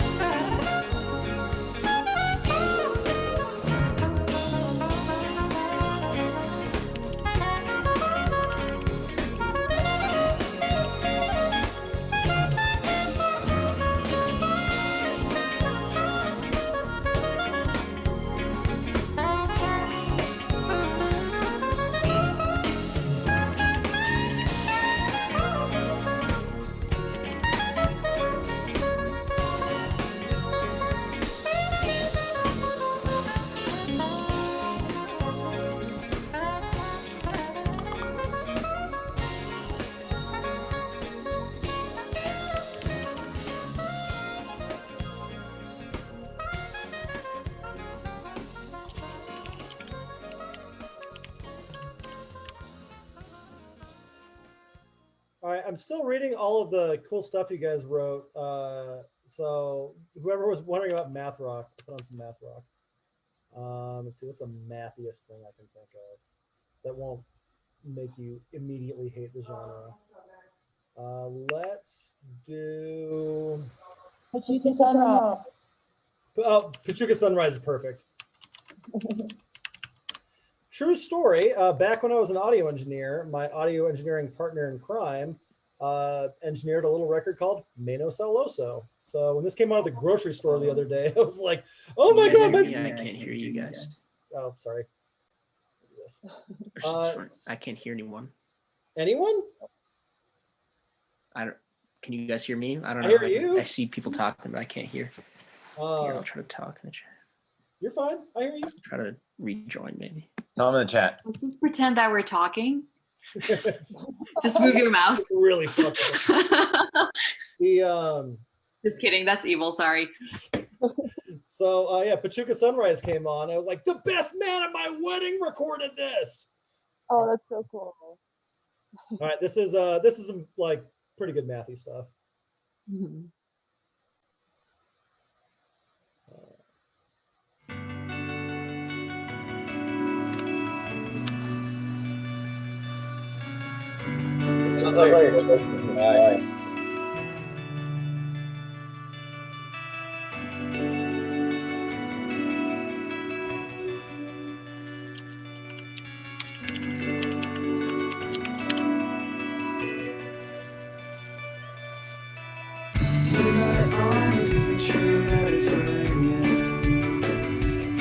And I miss you, even here taking it all in. You said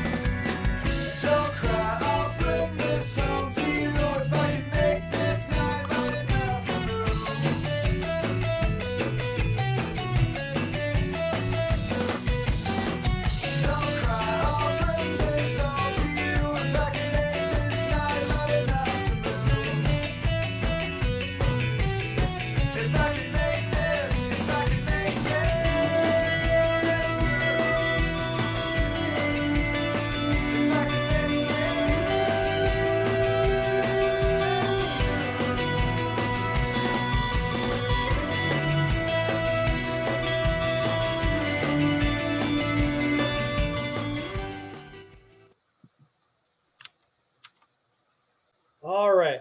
Just got through reading your excellent, very thoughtful responses. Terrific. And yeah, there's that's like the entry point for Math Rock. It gets weirder. As minus the bear. Hometown heroes. I'm from Seattle. They're from Seattle. There you go. Cool. So onward. So one thing that I noticed is a theme in the response. A lot of people were like, "Oh, thank God the industry isn't being flooded." It's weird because I was just talking about this with Mrs. Coberly last night. That there's always like people in a cohort who think that the last cohort got the last jobs or something. It's like 750 students that just keep getting jobs. It's the weirdest thing. And it's usually somebody with some like garbo attitude that it's like, I don't need to work on communication skills. I don't need to work on collaboration. I'm such a better programmer than everyone. True story. Like the number of students that have like been all the way through the program and like did the things that we asked them to do and still couldn't get a job, like I can count on one hand. But like a thing that they generally have in common is just terrible attitudes. For example, one of them, this guy graduated 2 years ago. His Twitter bio is professional failure or something like that. And like apparently spends most of his days just yelling at companies for not hiring him on LinkedIn. It's a miracle that it hasn't worked yet. He was commiserating with some of his classmates, and they're he was like, I just don't understand why I'm the one who doesn't have a job and all of you have jobs and I don't have a job. And someone was trying to bring was like, Mike, like you're such a good programmer, man. He's like, I know, that's what makes it so hard. I'm such a better programmer than all of you. So that's not a winning attitude. Job searches are hard. They're always hard. And some of you will like get hits immediately. And some of you, like, it's going to take a lot of time. I don't think I've gotten a job any faster than 2 months. So it's just a slower process than like getting server jobs and stuff overall, and just has a lot more variables in it. But if you do the things your career coach is asking you to do, the things that we trained you on, like you're going to be fine. Cool. So let's talk about this last section. It's a little bit quicker. Yes, Damon, that's exactly who that is. All right, so personal growth and interactions. So related, the soft skills in this program matter more. Your interpersonal communication skills, your project management skills, your ability to learn how to learn, just generally thinking the way that a developer thinks. These things have way more impact on your immediate and long-term career success than how badass a programmer you are. I promise you. The people that end up like being senior devs 3 years after graduation usually kill it on all these dimensions. And sometimes they're also super good programmers. And so if you find yourself going like, yeah, I already know how to do group projects. I already know how to like do presentations. I already know how to do all this stuff. Or even worse, this is stupid and I refuse to do it. I came here to learn how to code. Again, like if you want to learn how to code, quit now, go get a book from the library. Just saved you 15,000 bucks. Becoming a programmer is lots of this kind of stuff. And like, that's just not old man Coberly quacking at you. Ask around a little bit. The people that people want to work with, kill it on these dimensions. So take that stuff seriously. If you're not already good at these things, awesome. What a great opportunity to learn it. We're here to help. Yes, What's L to L? Learn to learn. Got it. Thank you. This is that transformation of making the ZPD your home. Cool. So this guy is here to remind us to drink the Kool-Aid. There's all kinds of goofy shit that we do in this program, like the clap this morning, or the count-offs, or we do a hackathon. We'll do 2 hackathons during your program. The music in the morning and during stand downs and stuff. Like it's a very, very idiosyncratic culture, and you're all a part of it. And this all gets a lot more doable if like you just dive headfirst into Mr. Kool-Aid here and start drinking it up. You need to invest in each other. You need to be vulnerable. You need to be willing to be a little bit silly, and you need to be willing to use each other for help. And all these like silly rituals and stuff we do are designed to help make these things go a little bit easier. And I know like how this works. I've also been new somewhere before, and like you want to make a really like, you want to like control how people perceive you a little bit. And so you like, yeah, you may a little pick and choose which stories you tell, or like how you want to present yourself, or like any number of other things. And you're always going to do some amount of that. But like the sooner you can let your guard down and be the weird person you actually are, like the more like the sooner we can start getting some work done. Because for this community thing to work, like these things kind of need to be in place. And if they're not, I've done just these like nails on chalkboard cohorts before, where nobody wants to open up, and I'm not here to make friends. I'm here to learn how to code, and it's miserable, and people don't do as well. Nobody does as well. So the sooner you can just get weird with each other, like, the better. Now, I want to make one exception to that. I gave this talk once, and someone was like, awesome. Hey gang, so while we're being vulnerable, why don't we go around sharing like, what's the most traumatic thing that's ever happened to you? Not that. I mean like your weird personality quirks and your jokes and that kind of stuff. Now, truth be told, you guys are gonna get like brother, sister close with each other. And so you will probably end up learning a lot about each other. That's not the thing that I want you to do tomorrow. What I want you to do tomorrow is like, be willing to be a little bit silly. And that will make everything else in this program go a lot smoother. Just take my word for it. And also, you're not going to be able to not do this. 15 weeks, 15 very difficult weeks, you won't be able to maintain whatever cool facade you were planning on maintaining in the program. Like, it always cracks at some point. So may as well crack it tomorrow. Oh, and if I can tell you one quick story about that. This one's fairly new to me, but I said it in class the other day, and it resonated with some people. There's a guy who has this prized glass. It's etched. It's beautiful. Guy shows it off in his house. He drinks out of it, uses it, but he knows the glass is already broken.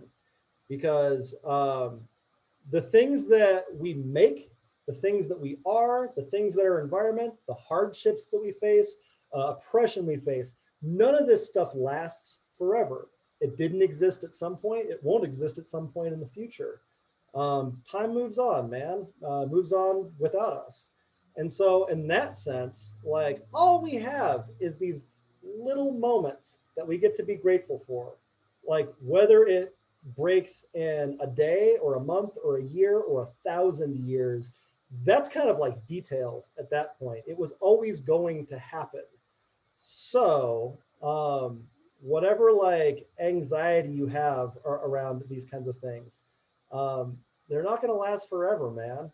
And like, and your facades and all these kinds of things. So just remember, the glass is already broken.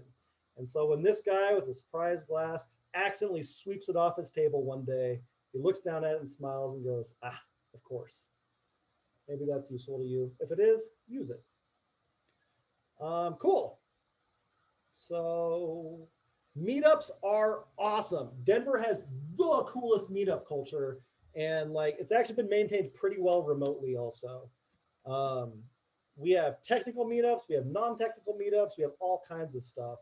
But since we're not doing homework and we're not doing weekend work and all that kind of stuff, I implore you, spend some time in the meetup scene. Your best opportunity for this starts tomorrow night with the Develop Happy Hour. This is a bunch of people from the community. Some of them are your fellow students. Some of them are students of other schools. Some of them are grads. Some of them have never heard of a boot camp before. But I would guess we're probably going to have 80-ish people tomorrow night. And it's going to be really cool too, because it's not on Zoom. It's a game. It's called Gather Town, I think. It's like a Final Fantasy style top-down thing, and you're in a fake bar. And when you get close to people, you join conversations. Like we did it last week, and it is the most like an actual meetup that I've seen. It's going to be a good time. But these things. Go ahead. Sorry, I was just gonna say, do you what's the word? Predict that all meetups in our group is like there won't be any in-person meetups, probably, right? Almost definitely not. I don't think there's going to be another in-person meeut until like next summer, if I was guessing. Gotcha. Even then, like maybe. But the remote ones, they're doing a pretty good job with. And it's really important for you to think of it not as like extra school, like it's a little bit that, but it's mostly for you to make new friends. That's it. You guys are your first professional network in this business. This can be part of that also. And we have a lot of people that have gotten their best job leads, not off of fucking monster.com ads, like somebody they talked about the Broncos with at a meetup or something like that. But just go and make friends.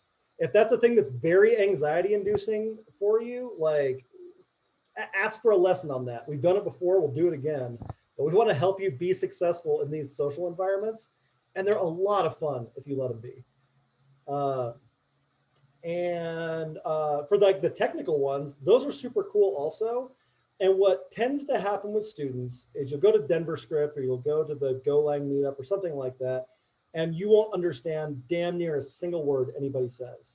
But you're getting your ears used to hearing these words and used to hearing what professional developers are complaining about or excited about or whatever. And then you keep going to that meetup and you keep going to that meetup. And after like 4 months, 5 months, 6 months, they end up hitting the same topic again. And you go, God, why are they doing this basic beginner shit again? And it'll be the exact same content, except you'll know what it all is, because you've just kind of been hanging out in that environment.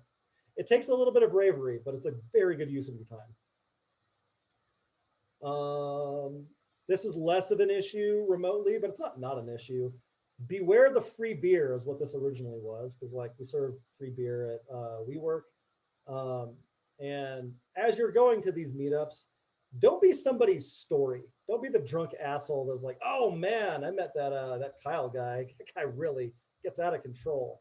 Reflects bad on you, reflects bad on the school, reflects bad on your peers. So we want you to drink. We want you to, if you're like drinking inclined, we want you to socialize, we want you to feel comfortable. But know your limits and like be in control of yourself at all times. It can do negative things for your career if you're not careful. Cool. Maturity and inclusivity. So I mean some specific things by these two words. So what I mean by maturity is not being professional. Being professional is something that somebody says to you when they want you to like let them get away with doing something evil. My experience, 100% is like, well, I know that I lit your mom's car on fire, but please, let's be professional. Or I know that I just shockingly laid off all of the staff with no notice, no severance, no nothing. But I think we all just need to be professional about this. That's always how that gets used. And some things that I think masquerade as maturity also make its way in there. So I don't mean fucks and shits and like swear words and those kinds of things. That I don't super care about. Like I have a pretty foul potty mouth. You don't have to, but like if you do, you be you. What I care about in language around here is not aiming it at anybody. You can be very exclusionary, you can be very demeaning, you can be very belittling without using a swear word. But like, I don't know, I had something about me being raised wrong or whatever. I just have lots of swear words. But the rule in my household, even with my like small children, is there's no such thing as bad words, just bad intentions. So I want you to have good intentions in your communication with each other. I want you to meet people where they're at. I want you to make people feel like they belong here, and like recognize that people are going to have different backgrounds, different skills, all of those kinds of things. And I want you to embrace that, which leads to this next part of inclusivity. So inclusivity isn't tolerance. It's not putting up with differences. It's actions. It's actually trying to make people feel like they belong here and they're welcome. So when we were in person, I'd say like, hey, if there's like a gang of you that goes out to lunch every now and then, I'm asking you to actively look for people that are like, usually eating lunch alone, or maybe you don't spend so much time with, or you haven't had a project with yet, or something like that, and invite them to come along with you. That's how we keep the community strong here. Now, Brian's probably referred to it as the love bubble. The love bubble is actively looking for ways to make sure that people are on the inside of it and feel like they're part of the crew. And every single one of you, even like on your first day, has the ability to like make people feel welcome. And so that's what I'm please asking you to do. A corollary of this, and like has to do with both of these, is if we're getting loose and we're getting weird and we're being our authentic selves, there's a very strong likelihood that somebody is going to cross a boundary. Somebody's going to tell like a joke that doesn't land, or like just legitimately say or do something that's offensive. And so I don't want people to be hyper concerned about that. What I want people to be concerned with is taking ownership of that. If you cross a boundary, if like you tell a joke that isn't very funny, if you do any of those kinds of things, that's okay. But I need you to own the consequences of that. I need you to apologize for it. I need you to work to make it right. And I mean, I probably have that conversation with a student maybe once a month, and that's completely fine. If that's you, be mature about that. Own the damage that you cause and like take steps to repair it. I'd way rather have people who are willing to do that than people who are not, who are so afraid of engaging in a community that everybody just stays at surface level all the time. That's not what we're looking for here. Some related things to that are like, especially with people who identify as men interacting with people who identify as women, be very careful about mansplaining code and any kind of like belittling sort of behavior. Now, another thing that I'll say is in this particular environment, one of the things that will make you more effective as a student is explaining things, is like looking to help other people out. You can be selfish as hell and just like, all I want is a great career out of this. I can come here and make friends. If you want to get the most out of this program, help out your peers, dive in. Like when you learn something, you only know what things you had to overcome to learn that. You want to really find out how much you know a topic, find out what somebody else's misconceptions were about it. You'll find the boundaries of how deeply you actually understand that topic right damn quick. But between those two things, like there's some room for misinterpretation. So like before you offer help to somebody that hasn't been asking for it, be very clear about what your intentions are. You could say something like, hey, you might know this better than me. I'm trying to check my own understanding here. So let me see if I can explain this. That's completely reasonable.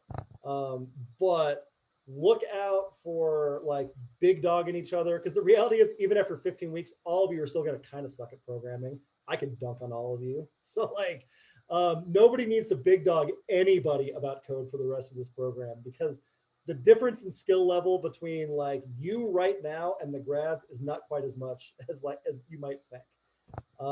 So just some caution around that is advised. If you guys want to do events, I heard some people talking about study groups and all those kinds of things. They're badass. I highly recommend that you do them. We've even had ones that like started out as cohort events and then turned into school events and then turned into just general Denver Devs meetups. So if you want to put something like that on, they're not self-organizing. It's on you to make those things happen. Eating well, sleeping right, and like getting around and moving, like I can't tell you how important this is. They're not nice to haves. We've already talked about how sleeping is a big part of moving data from your short-term memory into your cortexes. If you're not doing that, if your sleep hygiene is shit, you're like just throwing away things that you learned. So don't do that. Also, all those neural connections, like nobody rides for free, man. Those neurons come from somewhere, and they come from calories. You got to feed your body right. It literally burns a shit ton of calories to learn a lot. And so if at the end of the day you go, God, I'm so exhausted, I learned so much, like it's kind of a workout, except actually working out is also important. Working out is a big part of like making sure the myelin in your neurons is like functioning right, which deals with how fast your connections happen. All of these things aren't like, oh yes, and when I'm a rich, awesome developer, I'll finally be able to afford to do these things. Part of not having homework and weekend work and all that kind of shit is we're trying to make space for you to take care of all of these things also. Part of being a good student. So if you don't have good habits around that shit now, like don't wait until you graduate. This is like a right now problem. And lastly, not as much of a problem being purely remotely, doing school purely remotely. But hey, I met my wife online, and so maybe you're in a similar boat. Do not date each other. Don't date each other. Don't date each other. Don't date each other. Do not date each other. Don't do it. Do not do it. Don't even think about doing it. Knock it the fuck off. If you're getting thoughts around that right now, stop. You can do so much damage to like the fabric of the love bubble if you do something like that. You want to propose to somebody at graduation, whatever, God bless. It's your life. But for the next 15 weeks, I'm begging you, like, keep it to yourself. Don't even think about it. And like, it'll also be something that just sounds disgusting to you. Like about 7 weeks into this program, you guys are going to get to know each other very well. And that's going to sound like an insane idea. So strike it from your fucking head right now. Cool. Hopefully we're clear on that. And that. It was really nice. Can you repeat it one more time? Please don't date each other. Wait, Yeah. this is inner cohort stuff, right?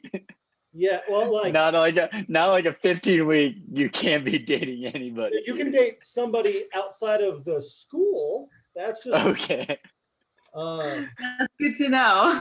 Yeah, I was gonna have to break the news to my girlfriend today. Be like, hey, 15 weeks. No it's just not gonna jobs, work. no relationships. Don't date each other. Although and this will lead into our last activity. You probably are not like super good dating material overall for the next 15 weeks. But if that's part of your support system, rock on. But not each other, not each other. After you graduate, like whatever, you had some shared trauma together, you hit it off. I've had 3 pairs of students get married in the last 5 years. Love it. Absolutely beautiful. Not for the next 15 weeks. Leave each other alone. Cool. Other questions about personal growth and interactions?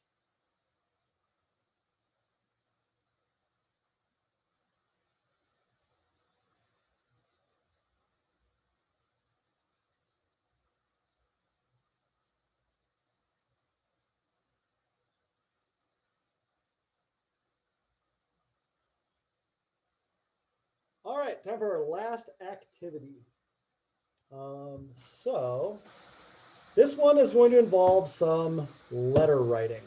So I'm going to have you write 2 letters. Don't need to send these to me. These are just for you. The first one is going to be a letter to your friends, your family, your loved ones, your support network. The thing that I want you to do is I want you to let them know that A, you're going to need a ton of help over the next 15 weeks, and you're probably going to be a pretty bad friend, but you'll pay them back. So like all the things that you think you might need help with, like going to bed at a reasonable hour, like not playing Cyberpunk, anything that you need that's going to distract from your focus. I need you to ask your support network for help with it, doing chores for you. I just had to talk with a student on Friday. He's in capstones and he's in a rough situation. I was like, cool, your roommate is now your manager. They're making sure you go to bed on time. They're doing all your chores. They're making sure you eat. They're doing your groceries, doing the dishes, doing everything. And so you need to ask for that and make that clear to your support network that like, it's going to be hard the next 15 weeks and you're not going to be super present, but you need this to succeed. So I want you to take another 6 minutes and I want you to write that letter. Go.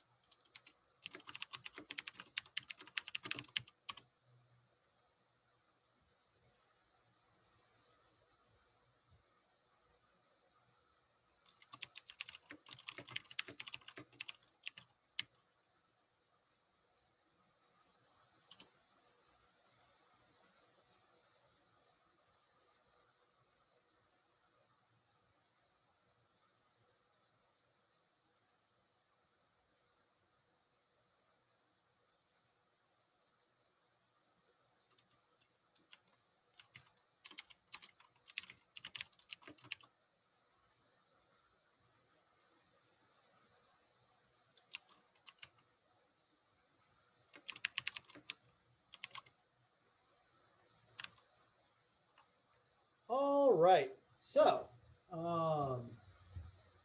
up to you whether or not you send that out to your friends and family, but this is a mindset we need to be in.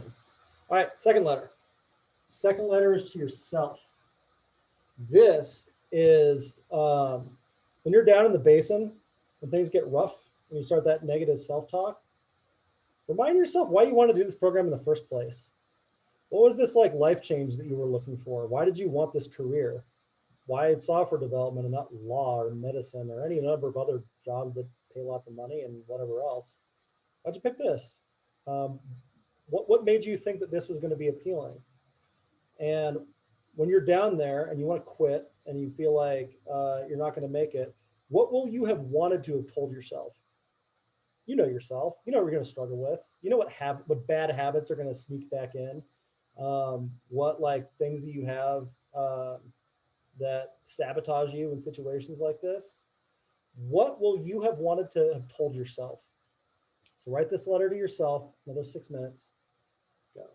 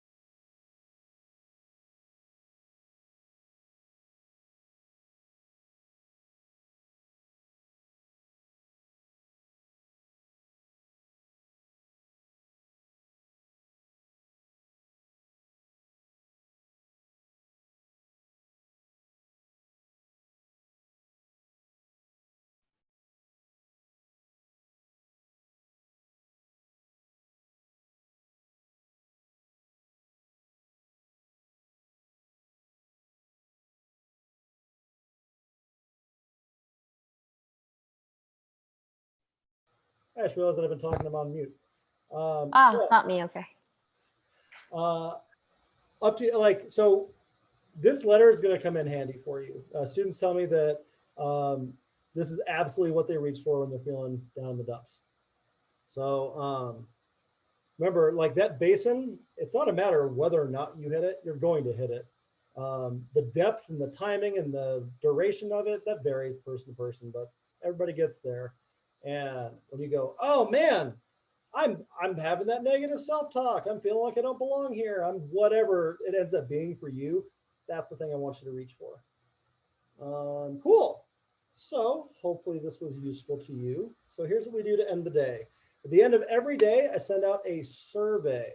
A survey every single day, Kyle? Why would you do such a thing? And I remember, so I've been doing this the whole run, almost 4.5 years, 5 years, something like that.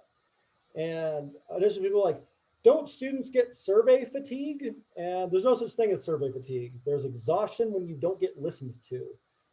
And so I hope that you will take your surveys seriously, and I hope that you feel like they're listened to. Another thing, I said this to director of education at the company, VP of education at the company recently, is like, never survey faster than you can adjust. We can and do adjust every day. And so we use your feedback for that. If you don't have all that much to say, it takes you 3 seconds. Just blast through it. But hopefully you feel like if you do have things to say, you can share them with us. Also, this doesn't go to the company or anything. It's like Brian, Josh, and the instructors, the only people who read these things. And we care a lot about them. So I'm sending that survey out in announcements right now. Let me pull it up. And then once I get everybody's submissions, then I throw out another Zoom link for stand down. And that's how we finish up the day. Open tabs.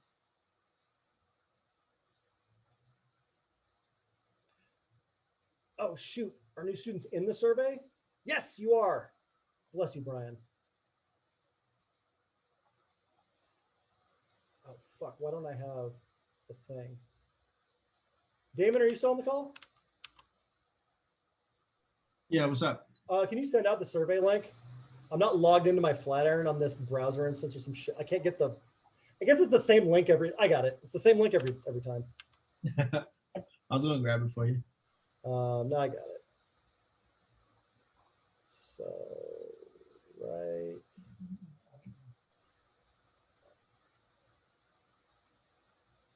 Oh, just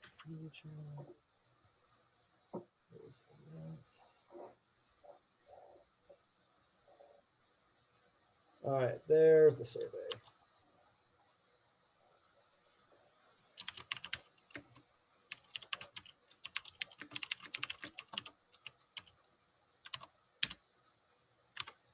Cool. Go ahead and fill out that survey. If your name isn't on it or if your name is wrong, let me know. And very easy to update. And elsewise, look in that announce channel for your last Zoom link of the day.